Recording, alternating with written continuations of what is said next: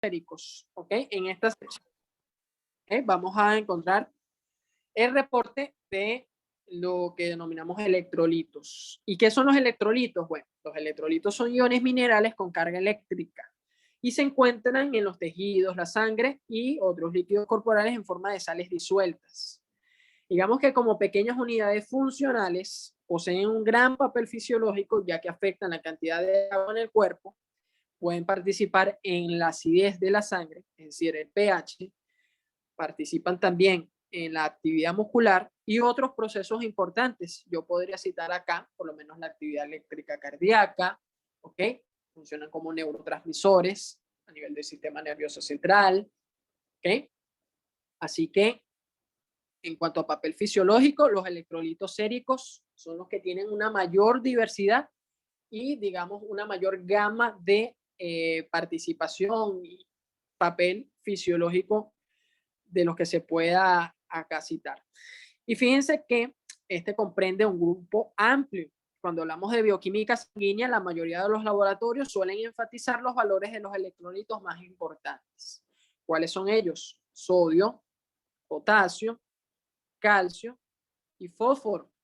Se puede citar, bueno, el ejemplo de otros, el cloruro, magnesio, pero bueno, como les mencionaba, estos son de los más importantes, de los que guardan un mayor interés clínico, porque suelen ser los que con mayor predisposición suelen afectarse. Ahora, vamos a partir con el sodio. Digamos que en cuanto a consideraciones generales, el sodio es considerado el electrolito comando del balance hídrico. ¿Por qué? Bueno, porque es el que regula los medios de excreción y reabsorción de agua, es decir, de los líquidos en el cuerpo. Es decir, el sodio es el que se va a encargar de mantener el balance hídrico. Es decir, los líquidos que ingerimos cuasi proporcionales a los excretados. Es decir, él es el que se encarga de mantener, digamos, la balanza. ¿Okay? También está sujeto, por supuesto, a valores referenciales, porque le vamos a hallar en ciertas concentraciones a nivel sanguíneo. ¿Cuáles son esas concentraciones? Bueno, el sodio, por ejemplo, se halla en una concentración de 135 a 145 miliequivalentes sobre litro. ¿Ok? Esto es lo normal. Cuando el sodio se encuentra en una concentración inferior a los 135 miliequivalentes sobre litros, hablamos de una hiponatremia. ¿Ok? Hipo, disminución, Na, que son las siglas, por lo general conocemos al sodio, las siglas químicas, y tremia, alusión a concentración sanguínea. Por el contrario, cuando el sodio se halla en una concentración superior a los 145 equivalentes sobre litro, hablamos de una hipernatremia. ¿Ok? Ahora, ¿cómo interpretamos sus alteraciones? Bueno, cuando yo me halle o detecte, ¿ok?, una concentración de sodio inferior a la considerada fisiológica, es decir, una hiponatremia, ¿ok? Esto me habla por lo general de retención renal de agua, es decir, donde se suscitaron cambios en la osmolaridad o volemia, donde citamos circunstancias, disminución del volumen sanguíneo, ¿ok? Gasto cardíaco, presión arterial. Es decir, cuando vemos, recuerden que cuando hablábamos de presión arterial, había mecanismos renales que se encargaban, ¿okay?, de mantener el volumen sanguíneo pues bajo valores normales, óptimos. Lo mismo sucede cuando hablamos de balance hídrico. Cuando nuestro organismo, más precisamente en los receptores renales, vistos en los principales vasos sanguíneos renales, detectan cambios en el volumen sanguíneo, casi igual a hablar de gasto cardíaco, la presión arterial, obviamente eso va a fomentar a la retención renal de agua. ¿Para qué? Para conservar el medio hídrico, el volumen, mantener un óptimo volumen. ¿Okay? Por ello, cuando vemos disminución de sodio, es decir, hiponatremia, también podemos acá mencionar una condición un poco más compleja como es el síndrome de la insuficiencia en la hormona antidiurética. ¿ok? O diurética. Se conoce muchas veces bajo estas siglas, ese síndrome. Un poco raro, poco común, ¿ok? Pero se cita allí. Pero por lo general, la mayor probabilidad de hiponatremia por expensa de este tipo de fenómenos, retención renal de agua. Por su parte, la hipernatremia, ¿ok? Ya sabemos allí una concentración superior a 145 mil equivalentes sobre litros, ¿ok? Generalmente se asocia a falta de ingesta hídrica, más pronunciado sobre todo en niños, ancianos, pacientes psiquiátricos o pacientes obviamente en coma. ¿Ok? Pérdidas de agua por el riñón, ante ciertas circunstancias allí se cita, por ejemplo, déficit de la hormona diurética, falta de respuesta renal a la misma, como se suscita en la diabetes insípida, o pérdidas de agua extrarrenal. Es decir, o para tratar de mordearlo a palabras más sencillas, como el sodio es el que se encarga del balance hídrico, bueno, una disminución de sodio, es decir, una hiponatremia, ¿okay? Está condicionada mayormente cuando el organismo acude a la retención de agua para su conservación, que es los casos en donde hay una disminución del volumen sanguíneo, por ejemplo, en las hemorragias, ¿okay? En la deshidratación, ¿okay? El gasto cardíaco o presión arterial, condiciones en donde, por supuesto, también se ve involucrado el volumen sanguíneo. Entonces, es como un mecanismo de defensa, la conservación o la preservación, en este caso de sodio, para pues mantener allí un equilibrio. Por el contrario, en la hipernatremia, cuando hablamos de altas concentraciones de sodio, muchas veces esta se produce ante la falta de ingesta hídrica, es decir, cuadros también de deshidratación, ¿okay? Donde, por supuesto, acá se podría considerar un mecanismo también allí compensatorio para apoyo del balance. El potasio, por su parte, es un electrolito asociado a importantes funciones en músculos y el sistema nervioso, puesto que colabora en este caso en la contracción de los músculos y en la estabilidad del ritmo cardíaco. También contribuye en la presión y concentración de sustancias tanto en el interior como en el exterior de las células. ¿Okay? También está sujeto a valores referenciales. En el caso del potasio, de 3,5 a 5 miliequivalentes sobre litro, es lo que vamos a considerar normal. Cuando las concentraciones de potasio son inferiores a 3,5, hablamos de hipopotasemia, aunque también se le puede conocer como hipocalemia. Y cuando las concentraciones de potasio son superiores a los 5 miliequivalentes sobre el litro, hablamos de hiperpotasemia, o también se le puede conocer como hipercalemia. Ahora, acá un poco más amplio. ¿Cómo interpretamos sus alteraciones? Bueno, para el caso de la hipopotasemia o hipocalemia, muchas veces esto está en relación a el uso indiscriminado de medicamentos antihipertensivos, como en este caso son los diuréticos. Fíjense que los diuréticos, les mencionaba, alteran a largo plazo los electrolitos. Entre ellos, por supuesto, el más afectado es el potasio. Pero también se ven ciertas circunstancias, por lo menos en los cuadros diarreicos crónicos o agudos descompensados, suele verse afectado el potasio.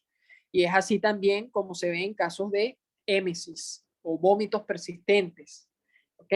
Por lo tanto, en esos cuadros virales que cursan con cuadros diarreicos o cuadros eméticos, es decir, vómitos persistentes, un paciente que obviamente lleva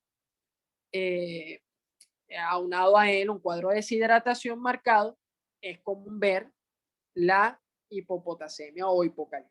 Por ello es que una de las medidas que nosotros aplicamos en los pacientes con deshidratación inducida por cuadros eméticos o por cuadros diarreicos, una de las prioridades es reponer estos electrolitos. Y no solamente se basa en reponer sodio, sino también potasio. ¿Ok? Trastornos alimentarios como la bulimia, hiperaldosteronismo, el uso, en este caso, excesivo de laxantes, que por supuesto también uno de las, digamos, en este caso, consecuencias del uso excesivo de laxantes, va a ser en este caso la diarrea, ¿ok? Va a producirme también una disminución considerable a nivel del potasio. La enfermedad renal crónica, un nivel bajo de magnesio, sudoración excesiva, también, por supuesto, afecta las concentraciones de potasio. Por el contrario, cuando hablamos de elevaciones, una hiperpotasemia, una hipercalemia, fíjense que ustedes, acá hablamos de unas circunstancias más diversas y puede ir desde quemaduras de gran compromiso, la influencia de fármacos para reducir la presión arterial, y acá entran en este caso los IECA, inhibidores de la enzima convertidora de angiotensina, y en este caso los bloqueadores de los receptores de angiotensina, es decir, los ARA2, daño a las células musculares y otras células por ciertas drogas, como se ve en el consumo excesivo de alcohol, en las convulsiones sin tratamiento, cirugía, lesiones por aplastamientos y caídas, la utilización de ciertos fármacos para la quimioterapia, ¿ok? Trastornos que provocan ruptura de las células sanguíneas, como la anemia hemolítica, el sangrado intenso del estómago, los intestinos, hemorragias digestivas altas o bajas, o tomar potasio adicional como sustituto o suplemento de la sal, y tumores. ¿Qué pasa? Son circunstancias que por supuesto son más diversas y que por supuesto el interrogatorio y el examen físico del paciente es lo que nos va a permitir, en este caso, dar con cuál de todas esta serie de circunstancias o condiciones pueden ser las que estén influenciando a la elevación del potasio en sangre. ¿Ok? El calcio, por su parte, es el mineral más abundante que se encuentra en el cuerpo humano. Los dientes, huesos y demás estructuras óseas obviamente son sus elementos constituyentes. Y los tejidos corporales, las neuronas y la sangre, así como otros líquidos del cuerpo, contienen el resto de las concentraciones de calcio. Participa en el desarrollo y mantenimiento de las estructuras óseas, la coagulación de la sangre, el envío y recepción de señales nerviosas, la contracción y relajación muscular y la secreción de hormonas y otros químicos, además del mantenimiento de un ritmo cardíaco normal. ¿Ok? Fíjense que dentro de los valores referenciales, el calcio va de 8,8 a 10,4 miligramos sobre decilitro. Una concentración inferior a 8,8 me habla de hipocalcemia, y una concentración superior a los 10,4 habla de hipercalcemia. ¿Cómo interpretamos las alteraciones? En el caso de la hipocalcemia, una disminución de la concentración de calcio puede estar involucrada a trastornos hormonales, en este caso la hormona paratiroidea o hipoparatiroidismo, como se le conoce, ¿ok? Por un daño precisamente también a glándulas paratiroideas durante una intervención quirúrgica tiroidea, que es algo común también, puede inducir a la hipocalcemia. Recordemos que una de las funciones destacadas de la hormona paratiroidea es la regulación de los niveles de calcio.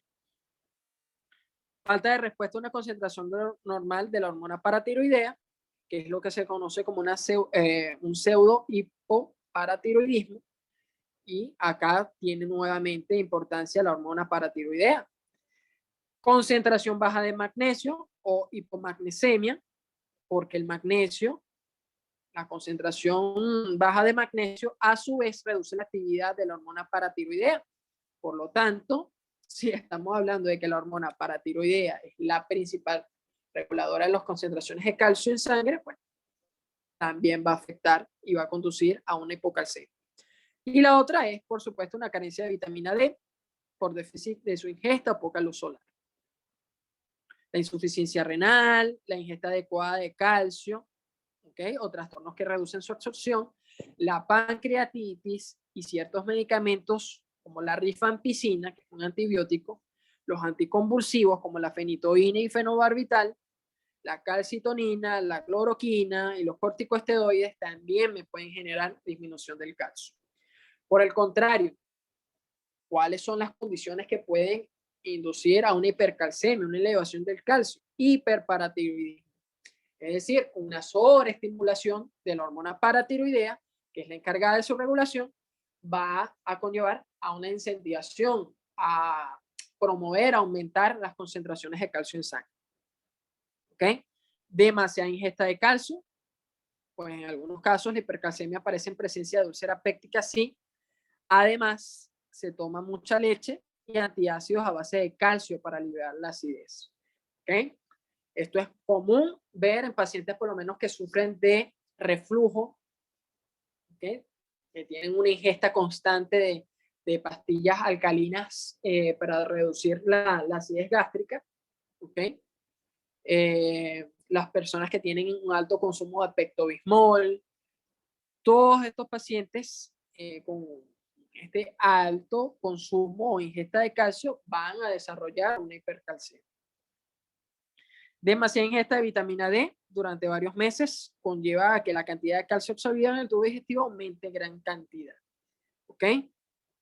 Así que estas son condiciones puntuales, pero también importantes a destacar durante el interrogatorio para dar con la causa de hipercalcemia.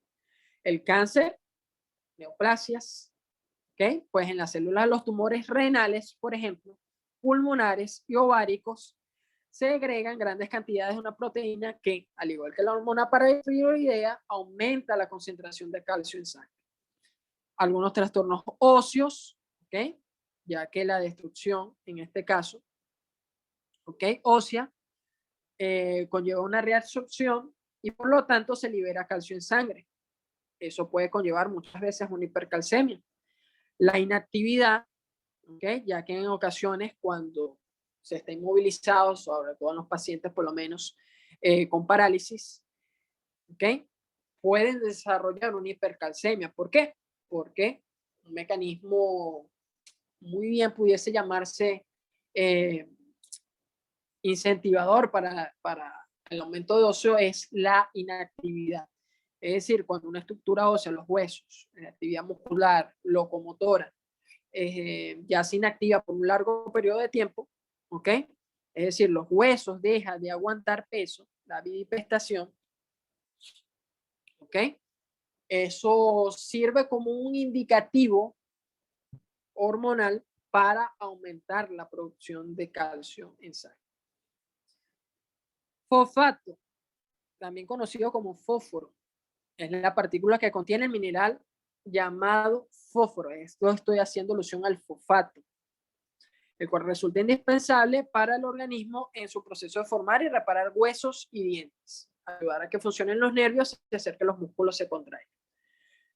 La mayor concentración de fósforo o de fosfato, es decir, el 85%, se encuentra en los huesos, mientras que el resto solamente se dispersa a nivel de los tejidos. Al igual que el resto de los electrolitos, hay una concentración también fisiológica, en el caso del fósforo, de 2,7 a 4,5 miligramos de decilitro, que es lo que consideramos normal. Una concentración inferior a los 2,7 miligramos sobre decilitro, hablamos de hipofosfatemia, mientras que una concentración superior a 4,5, hiperfosfatemia. ¿Cuáles son las causas o en qué debo pensar cuando detecto bajas concentraciones de fósforo en sangre? Hiperparatiroidismo, ¿ok? Enfermedades óseas como la osteomalacia, falta de vitamina D, enfermedades renales o hepáticas, una desnutrición grave o inanición, ¿ok? Trastornos por consumo de alcohol, altos niveles de calcio, algunos tipos de tumores. Acá una situación más compleja como es sprue celíaco, que esto es lo que impide que los intestinos absorban adecuadamente los nutrientes, también me puede llevar a una hipofosfatemia, porque obviamente el fósforo o los fosfatos, uno de los tantos que se ve afectado en cuanto a su absorción y por lo tanto disponibilidad. La hiperfosfatemia, que es la elevación de fosfato o fósforo en sangre, acá podemos asociarlo a enfermedad renal, glándulas paratiroideas, hipoactivas, es decir, hipoparatiroidismo, la acromegalia o gigantismo, fracturas que están sanando, ¿okay? Cetoacidosis diabética no tratada o ciertas enfermedades óseas. El exceso de vitamina D o algunos tumores como el linfoma pueden dar también una hiperfosfatemia. Ahora, las proteínas totales, ¿ok? Es otro de los estudios que vamos a encontrar reportados en la química sanguínea, ¿ok? Fíjense que cuando hablamos de proteínas totales, esto no es más que una prueba de proteína sérica total que mide la cantidad de proteínas total en la sangre. También mide la cantidad de dos grupos importantes de proteínas en la sangre, como es la albúmina y la globulina. Las proteínas totales se hallan en una concentración normal y referencial de 6,4 a 8,3 gramos sobre decilitro. ¿Okay? Esa es la concentración de las proteínas totales. Ahora, existen unas proteínas más específicas y puntuales, como en este caso lo es la albúmina, que es una proteína producida principalmente a nivel hepático y ayuda a evitar que la sangre escape de los vasos sanguíneos. Es decir, participa, ¿okay?, los procesos de presión, en este caso, osmótica, para, en este caso, evitar que los medios sólidos de la sangre escapen. ¿Okay? Eso, si recuerdan, cuando vimos circulación de los elementos sanguíneos, encontramos los elementos celulares o sólidos, ¿okay?, se mencionaba que existían diversos mecanismos que ayudaban a mantener a estos elementos dentro de su medio intravascular. Entre ellos la albúmina, por supuesto, es una de las encargadas. Fíjense que también tiene un papel de transporte, porque la albúmina ayuda a transportar algunos medicamentos y otras sustancias a través de la sangre. Y es también importante para el crecimiento de los tejidos y la curación. En concentraciones normales y referenciales hablamos de una albúmina normal cuando su concentración oscila entre los 3,5 y 5 gramos de decilitro. Hablamos de una hipoalbuminemia cuando la concentración es inferior a 3,5 y de una hiperalbuminemia cuando la concentración es superior a los 5 gramos sobre decilitro. Ahora, ¿en qué debo pensar una concentración baja de albúmina en sangre? Principalmente dieta deficiente, se ve mucho en los pacientes con desnutrición, una enfermedad renal o hepática, porque son los órganos encargados de su síntesis, una enfermedad autoinmunitaria, como el lupus eritematoso sistémico o artritis reumatoide, síndrome gastrointestinales de mala absorción, linfoma de Hodgkin, diabetes sin controlar, hipertiroidismo y la insuficiencia cardíaca. Esos son los condicionantes que me pueden dar una en este caso, una hipoalbuminemia, es decir, una baja concentración. Ahora, una hiperalbuminemia, una alta concentración de albúmina en sangre, normalmente se debe a deshidratación por pérdida de agua, ya sea por calor o al ejercicio, y también se observa, ¿okay?, en una ingesta limitada de líquidos, particularmente agua en la dieta. Son las dos condiciones que, por supuesto, van a estar allí. Ahora, vamos con las pruebas para la evaluación de la función hepática. ¿Cuántos minutos disponemos de la sesión? Aún más de 10. Ok. Así como hemos visto pruebas para la función renal, como la urea y la creatinina, también disponemos de pruebas para evaluar la función hepática.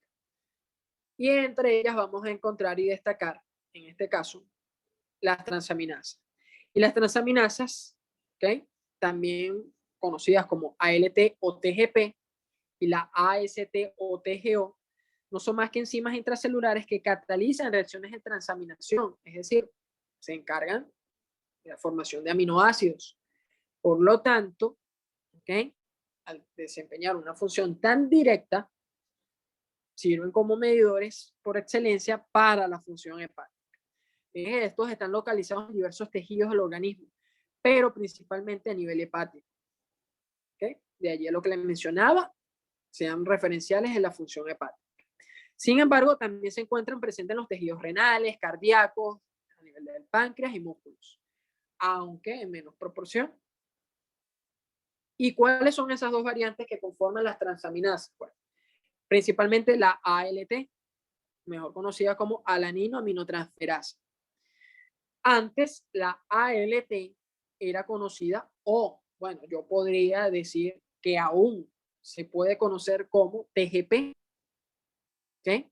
Son las dos formas, son sinónimos y pueden reportarse en el laboratorio de ambas formas, como ALT o alaninoaminotransferasa o TGP, que es la transaminasa glutámico pirúvica. ¿Ok? Y fíjense que ambas, que vienen significando o representando el mismo elemento enzimático, se encuentra a nivel hepático y a mayores concentraciones que la AST o TGP.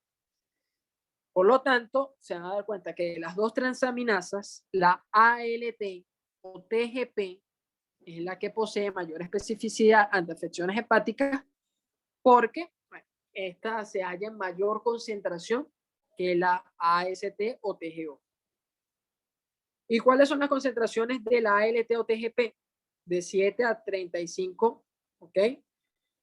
Unidades internacionales sobre litro en hombres. ¿Okay? En las mujeres los valores referenciales varían, va de 5 a 35, esto es lo que conocemos nosotros como normal. Mientras que una concentración de la ALT mayor a las 35, ¿okay? Es internacional sobre litros, son concentraciones ya elevadas.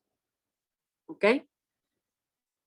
Y por supuesto, como son valores de la función hepática, ¿qué me habla a mí?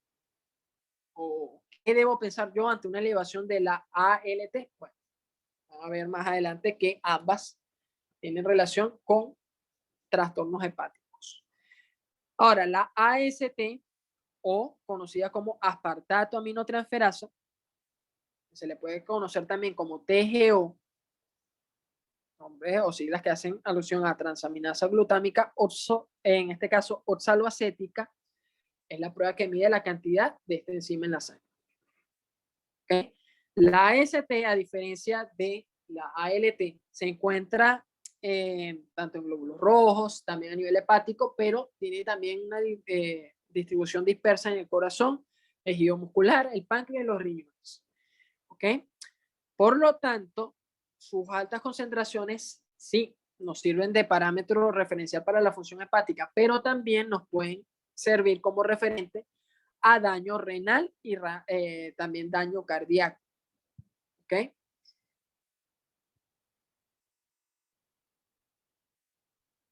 Ahora fíjense, la AST o TGO, sus concentraciones van de 6 a 32 unidades internacionales sobre el litro en hombres, en las mujeres de 5 a 34, y hablamos de una elevación cuando es en este caso superior también a las 35 unidades internacionales sobre el litro. ¿Ok? ¿Cómo interpretamos la elevación de las transaminasas de ambas, tanto de la ALT como de la AST, también conocidas como TGO o TGP? En este caso, daño al hígado, daño hepático para afecciones como hepatitis o la cirrosis, la esteatosis hepática o hígado graso, la mononucleosis infecciosa, que ya sabemos, es una afección viral que tiene un compromiso también a nivel hepático, el alcoholismo, porque induce también a daño hepático, citomegalovirus, que también llega a tener toque o afectación hepática, enfermedades sistémicas como las que afectan a la tiroides también pueden afectar o alterar a las transaminasas. ¿Okay? Litiasis biliar, en este caso la litiasis biliar, un fenómeno o proceso obstructivo también que puede conllevar a la elevación de las transaminasas, intoxicación medicamentosa por las estatinas, los AINES, antibióticos, la quimioterapia, opioides y barbitúricos porque tienen una metabolización hepática. Por lo tanto, altas concentraciones al grado de intoxicación me pueden conllevar a una elevación de las transaminasas. Ejercicio muy intenso, daño muscular grave, dosis altas de vitamina A y daño renal o pulmonar, porque recuerden que estas también se pueden encontrar, aunque en menos proporción, en menos concentración, pero también están presentes en estos tejidos. El infarto agudo de miocardio. ¿Y por qué? Bueno, precisamente porque recordemos, en especial, en este caso la AST o TGO, se encuentra también presente en el tejido miocárdico, la anemia hemolítica, porque se encuentra presente también en algunos glóbulos rojos, enfermedades del páncreas, porque se encuentra también en el tejido pancreático, y algunos tipos de cáncer, como las neoplasias que afectan las estructuras hepáticas y el cáncer ósea de pulmón. ¿Ok? La bilirrubina, por su parte, es un producto de desecho proveniente del metabolismo de la hemoglobina, es decir, proveniente de la destrucción de los hematíes o glóbulos rojos viejos, defectuosos o dañados, que, bueno, pasan a lisis y son retirados mediante fagocitosis por macrófagos presentes en el vaso. ¿Ok? Recuerden que dentro de estas células la hemoglobina se metaboliza y el hemo se transforma en bilirrubina, que va a ser liberada, por supuesto, a la sangre. Y bueno, de allí a que podamos contar con su concentración a nivel sanguíneo. Fíjense que acá hace alusión un poco al proceso de cómo en realidad se produce la bilirrubina. Una vez se descompacta la hemoglobina y del grupo hemo, ¿okay?, se deriva la bilirrubina. Una vez llega al hígado, esta bilirrubina es captada y se conjuga de forma que pueda ser más soluble. ¿Soluble para qué? Para su digestión. ¿Por qué? Porque va a ser un producto también de desecho. Después, esta pasa por un proceso de conjugación que la hace más soluble, pasa directamente al intestino, donde las bacterias intestinales la metabolizan, ¿ok? Y la transforman en una serie de pigmentos, que es lo que vamos a conocer como urobilinógenos. Estos son los que dan ese color característico a las heces y a la orina. Y bueno, una parte de estos urobilinógenos, dados que son más solubles en agua, se reaccionan hacia la sangre y son eliminados por los riñones a través de la orina. Ese es el producto final. Ahora, ¿qué importancia tiene? En las pruebas de laboratorio, la bilirrubina se considera también un excelente referente a la función, en este caso, hepática. ¿Por qué? Porque alterna a las otras, a las transaminasas, ¿ok? Nos da alusión también a otros procesos de compromiso hepático, como son los procesos obstructivos, sobre todo cuando hablamos de litiasis vesicular. Ahora, ¿cómo la vamos a encontrar reportada? Esta la vamos a encontrar reportada de tres formas, como bilirrubina total, bilirrubina directa, en este caso indirecta, y bilirrubina directa. La bilirrubina total, bilirrubina indirecta y directa. Estas dos formas, estas dos últimas formas, también se les puede conocer como bilirrubina fraccionada. ¿Ok? ¿Cuántos minutos faltan para la sesión?